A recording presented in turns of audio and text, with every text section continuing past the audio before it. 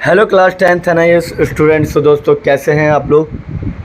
दोस्तों हम लोगों ने इससे पहले कई सारे एमसीक्यूज़ किए थे और आप लोगों को ये बता दूं कि एमसीक्यूज़ के बाद कई बच्चों का कहना था कि sir fill in the blanks भी आते हैं, वो भी आप करा दीजिएगा तो ज़्यादा बेहतर रहेगा। तो चलिए मैं फिल इन द ब्लैंक्स करवाने जा रहा हूँ तुम लोगों को। और इसमें देखो, जिसने पहले वीडियोज़ नहीं देखी पहले वो वाली देख लीजिएगा ताकि ये वीडियो भी आपको बेहतर समझ में आए। ठीक है, चलिए। सो फर्स्ट क्वेश्चन है इसके अंदर, भारतीय राष्ट्र कांग्रेस की स्थापना किस वर्ष में हुई थी। ठीक है, तो इसका जो आंसर है वो 1985 है। इसके बारे में हमने पहले ही बात की थी। ठीक है, तो भारतीय राष्ट्र कांग्रेस की स्थापना 1985 में हुई थी। और दूसरा क्वेश्चन है, डैश ने बंगाल विभाजन का विरोध किया था। ठीक है, तो किसी एक का नाम लिखना है। वैसे 3 लोगों ने किया था मगर आप यहाँ पे लिखेंगे किसका नाम, बिपिन चंद्र पाल। ठीक है, यानी पाल लिख देता हूँ, बाकी आप अपने बुक से देख लेना। तो बिपिन चंद्र पाल ने बंगाल विभाजन का विरोध किया था। आप लोग कमेंट में बताएंगे कि बंगाल विभाजन जो है वो किस वर्ष कहाँ हुआ था। ठीक है, चलिए। तो इसके बाद हम देखते हैं कि महात्मा गांधी ने डैश आंदोलन की शुरुआत की। अब तो बहुत सारे आंदोलन हैं और जब महात्मा गांधी ने डैश आंदोलन की बात की है तो कोई सी भी डाल देना आप। ठीक है, तो फिलहाल तो मैं बात करूँगा चंपारण आंदोलन, जो कि उनका पहला था। और क्वेश्चन भी कुछ इस तरीके से आएगा कि सबसे पहला आंदोलन की शुरुआत कहाँ से की थी या सबसे पहला आंदोलन कौन सा था। तो महात्मा गांधी का सबसे पहला आंदोलन चंपारण था, जो कि 1917 में था। ठीक है, समझ में आ गया। चलिए अगला क्वेश्चन है, चंपारण सत्याग्रह डैश के खिलाफ था। किसके खिलाफ था, तो ऑब्वियस सी बात है ब्रिटिश ईस्ट इंडिया कंपनी के खिलाफ था। ठीक है, ब्रिटिश ईस्ट इंडिया कंपनी के खिलाफ था। ठीक है, EIC बोलते हैं, EIC।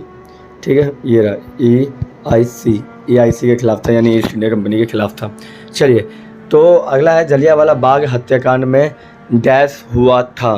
तो क्या हुआ था, देखिए। अब जलियांवाला बाग जो हत्याकांड है उसमें नरसंहार हुआ था और किस साल में हुआ था वो मैं आपको बता देता हूँ। ठीक है, नरसंहार हुआ था जिसके अंदर कई सारे लोगों को मारा गया था, मासूम लोगों को, हम लोग जानते हैं। और ये हुआ था 19 अप्रैल 1999 में। ठीक है, 17 अप्रैल या 19 अप्रैल, आप एक बार कन्फर्म कर लेना। जहाँ तक मुझे लगता है 19 अप्रैल 1919 की बात कर रहा है। ठीक है, उसके बाद है, डैश ने भारत छोड़ो आंदोलन का नेतृत्व किया। देखिए, भारत छोड़ो आंदोलन का जो नेतृत्व है वो लोगों ने किया था। ये सवाल को बड़ा घुमा के दिया गया है और इसमें आप लोग महात्मा गांधी लिख के आ जाएंगे, मगर इस आंदोलन को लोगों ने नेतृत्व किया था। इस आंदोलन के समय में सारे जो नेता थे हमारे वो जेल में थे। ठीक है, अगला है, सुभाष चंद्र बोस ने डैश सेना की स्थापना की। तो भारतीय सेना की जो स्थापना है ना, भारतीय सेना की सबसे पहले, जो आज के डेट में हम बात करते हैं ना भारतीय सेना की, तो ये सबसे पहले जो सुभाष चंद्र बोस थे उन्होंने ही शुरू की थी। ठीक है, मतलब मेन भारतीय सेना जो आज की डेट में हमें देखने को मिलता है, इंडियन आर्मी। ठीक, क्योंकि उस समय ब्रिटिश आर्मी थी और ब्रिटिश आर्मी के अंडर में भारत काम करते थे। ठीक है, तो भारतीय जो सेना है उसकी स्थापना सुभाष चंद्र बोस ने की थी। बाकी जो ईस्ट इंडिया कंपनी थी उन्होंने कंपनी की जो सेना थी उसके स्थापना की थी, यानी ब्रिटिश कंपनी की सेना में हम लोग आते थे, हमारी कोई स्पेशल सेना नहीं थी। ठीक है, उसके बाद है, डैश ने स्वदेशी आंदोलन की शुरुआत की। 1905 में स्वदेशी आंदोलन की शुरुआत होती है, 1905। ठीक है, तो सबसे पहला जो बंग वाला था ना 1905 में, उसी को स्वदेशी मूवमेंट के नाम से भी जाना जाता है। तो पूछा जाएगा कि कब स्वदेशी मूवमेंट बनाया चला था और किसने की थी। तो मैंने ऊपर क्वेश्चन भी देखा था, उस क्वेश्चन में लिखा था कौन सा, बिपिन चंद्र पाल। ठीक है, वैसे 3 लोगों ने की थी, बाल गंगाधर तिलक और बिपिन चंद्र पाल और लाला लाजपत राय। ठीक है, इसके बारे में हम पहले ही बात कर चुके हैं। इसके बाद है कि भगत सिंह, राजगुरु और सुखदेव को डैश के लिए फांसी दी गई थी। तो पार्लियामेंट के अंदर जो बम फेंका था उसके लिए दी गई थी फांसी। ठीक है, और उनके ऊपर सर्जन करके एक वो था। ठीक है, एक ईस्ट इंडिया कंपनी का अधिकारी था, उनकी भी हत्या का आरोप था और उस पर उनको फांसी दी गई थी। बाकी पार्लियामेंट में बम फेंकने पे, देशद्रोह के मामले में भी उन्हें फांसी दी गई थी। ठीक है, इन तीनों को। 10th है, डैश ने सविनय अवज्ञा आंदोलन का नेतृत्व किया था। तो गांधी जी ने, किसने किया था, गांधी जी ने सविनय अवज्ञा आंदोलन का नेतृत्व किया था। ठीक है, अगर आप लोगों को ये PDF चाहिए तो कॉर्नर में जो आप नंबर देख सकते हैं उस नंबर पे मैसेज करके ये PDF आप ले सकते हैं। ठीक है, 11th क्वेश्चन है, डैश को भारत का बिस्मार्क कहा जाता है। तो सरदार वल्लभ भाई पटेल। ठीक है, सरदार पटेल को लौह पुरुष कहा जाता है भारत का, ठीक है।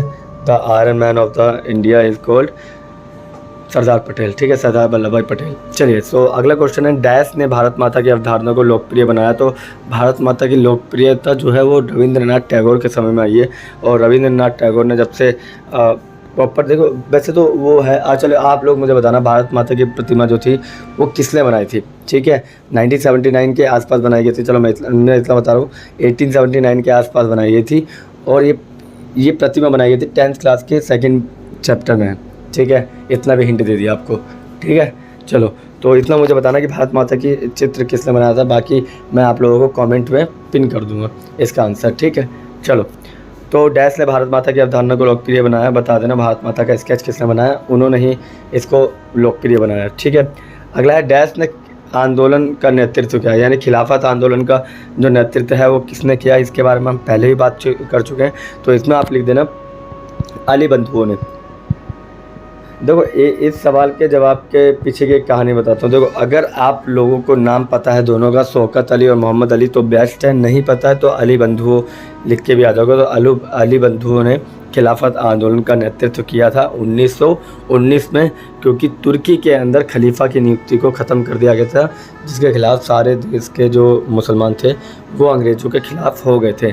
और उसी में असहयोग आंदोलन को भी एक बहुत बड़ी हवा मिली थी, क्योंकि पहला आंदोलन ऐसा था जिसमें हिंदू मुस्लिम सब एक साथ मिलकर लड़ रहे थे, ठीक है। 14वां क्वेश्चन है, डैश एक प्रसिद्ध क्रांतिकारी थे जिन्होंने भारत माता की प्रतिमा बनाई थी। चलिए, वही वाला क्वेश्चन आ गया जो मैंने ऊपर बताया था, और इसका जो आंसर है आप नीचे लिख देना, और इसी क्वेश्चन का आंसर मैं आपको पिन कर दूंगा, ठीक है। आप लोगों को पता है तो आप कमेंट में बताइएगा, नहीं पता है तो मैं पिन कर दूंगा, ठीक है। चलो, 15th क्वेश्चन है, डैश ने असहयोग आंदोलन में भाग लिया था। तो ऑब्वियस बात है, असहयोग आंदोलन में तो लोगों ने भाग लिया था, तो यहाँ पर लोग लिख देना, लोगों ने असहयोग आंदोलन में भाग लिया था। कोई बड़ी बात तो है नहीं इसमें। पूना पैक्ट पर हस्ताक्षर किसने किए? ऑब्वियस सी बात है, महात्मा गांधी। महात्मा गांधी ने पूना पैक्ट पे समझौता किया था। मतलब पूना के पैक्ट में आपको दो समझौता देखने को मिलता है, किन लोगों के बीच में, डॉक्टर भीमराव अंबेडकर और महात्मा गांधी के बीच में समझौता देखने को मिलता है हमें, उसी को पूना पैक्ट कहा गया था, ठीक है। क्योंकि ये पुणे के यरबदा जेल में देखने को मिलता है। तो अगर आपको दोनों में से कोई भी लिख के आएंगे ना, तो भी आपका आंसर सही हो जाएगा कि पूना पैक्ट में महात्मा गांधी ने भी हस्ताक्षर किए थे, और हमारे जो जिन्होंने संविधान बनाया डॉक्टर भीमराव अंबेडकर, उन्होंने भी किए थे, ठीक है। चलो, 70 है, डैश ने साइमन कमीशन का बहिष्कार किया। तो भारत के लोगों ने साइमन कमीशन का बहिष्कार किया था। चलो, इस क्वेश्चन को एक अलग तरीके से करते हैं। पहले तो इसका पोस्टमार्टम करते हैं। ये 1928 में आया था, ठीक है। इसके अंदर सारे अंग्रेज़ थे, और ये अंग्रेज़ों की गतिविधियां देखने के लिए आया था, और जिसमें भारतीय लोगों का बिल्कुल भी योगदान नहीं था। इसीलिए लाला लाजपत राय और भगत सिंह जैसे क्रांतिकारी जो साइमन थे, ठीक है, साइमन को रोकने के लिए गए रेलवे स्टेशन पे, वहाँ पे आंदोलन किया, और इसी बीच में वहाँ पे लाठीचार्ज होती है, और लाठीचार्ज में लाला लाजपत राय की मृत्यु हो जाती है। और इसीलिए ये पूछा जाएगा कि साइमन कमीशन के बाद, यानी साइमन कमीशन के कारण किस महान क्रांतिकारी की डेथ हो गई, या साइमन कमीशन कब आया, ठीक है। तो इन जो दो क्वेश्चन मैंने आपको बता दिया, 1928 और लाला लाजपत राय, दोनों में से जो आपको सही लगे आप उसमें लिख देना, ठीक है। क्योंकि बहिष्कार भी लाला लाजपत राय ने किया था, ठीक है। 18 में मतलब किया तो सारे के सारे क्रांतिकारियों ने था, मगर लाला लाजपत राय की मृत्यु हो गई थी, तो उनको ज़्यादा क्रेडिट दिया जाएगा इसमें, ठीक है। अगला है, डैश ने भारतीय राष्ट्र सेना की स्थापना की। आ गया सुभाष चंद्र बोस। सुभाष चंद्र बोस ने भारतीय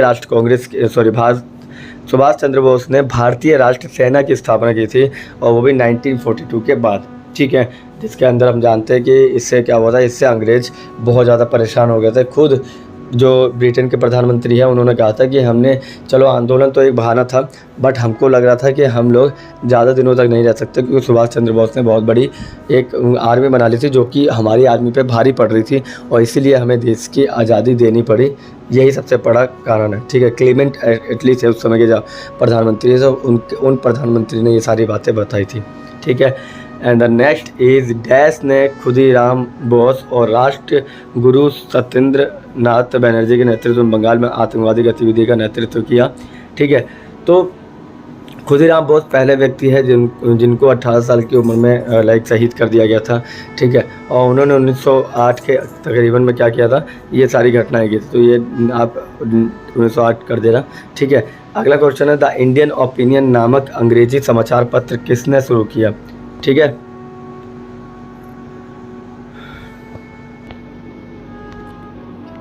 तो द इंडियन ओपिनियन नामक जो अंग्रेजी समाचार पत्र जो था ना, वो शुरू किया था महात्मा गांधी ने, MG यानी महात्मा गांधी ने क्या किया था, इंडियन ओपिनियन नामक अंग्रेजी समाचार पत्र की शुरुआत की थी। ठीक है, किसी को कोई डाउट, कोई प्रॉब्लम? चलो, तो ये PDF अगर आप लोगों को चाहिए तो आप लोग जाकर कमेंट कर सकते हैं, तो मैं कमेंट, और बाकी हमारा जो नंबर है कॉर्नर पे, उस पर व्हाट्सएप ग्रुप ज्वाइन करके इस PDF को ले सकते हैं। ठीक है, तो मिलते हैं किसी और वीडियो में। तब तक के लिए अगर आप लोगों को कुछ भी देखना है, चाहे वो SST का हो, सामाजिक विज्ञान मतलब चाहे फिर वो हिंदी का हो, सामाजिक विज्ञान का हो, इंग्लिश का हो, तो जितने ज़्यादा कमेंट आएंगे, जितने ज़्यादा व्यूज़ होंगे, मैं उतनी जल्दी आपकी वीडियोस लेकर आऊँगा।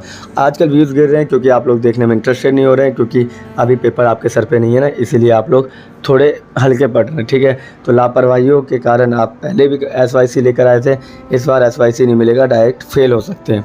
तो अपने लापरवाहियों को सुधारिए, और सितंबर में आपको ढंग से तैयारी पूरी कर लेनी चाहिए, क्योंकि अक्टूबर में आप लोगों का एग्ज़ाम है। ठीक है, चलिए मिलते हैं किसी और वीडियो में, तब तक के लिए यहीं तक मिलते हैं। ठीक है, थैंक यू, धन्यवाद।